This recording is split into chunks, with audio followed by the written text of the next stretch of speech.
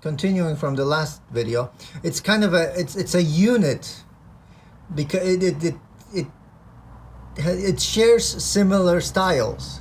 So the first spread kind of introduces it's again, to speak in musical terms, is like a variation on a theme where you have a set of notes, and then throughout the song you vary those notes for interest. And that's kind of, this is kind of the first, I think of it as a song, the first group of spreads that shares the similar aesthetic. This happens throughout this book, and I'll point it out, and it adds, I think, a lot of interest and variety to the book, which is 444 pages. So it's a long book, but I think it's always surprising. It always kind of offers something new.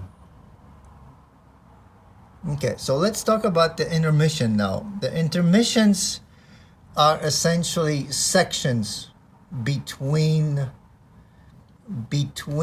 scrolls. So this is where one scroll ends and another begins. Originally, I was going to treat them as together. I put the scrolls together and I just continued the drawing. That was my original drawing. So when published, you wouldn't see the connection. You would just think it's a one long scroll. Over time, as I did more and more versions, more drafts, I kind of expanded it.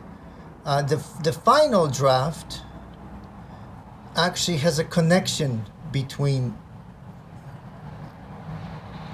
I draw a connection between the two scrolls. It's kind of like a spiral bound connection, or well, I'll show you in just a second. I'll show you in the next episode, since this was really not supposed to be about the intermissions.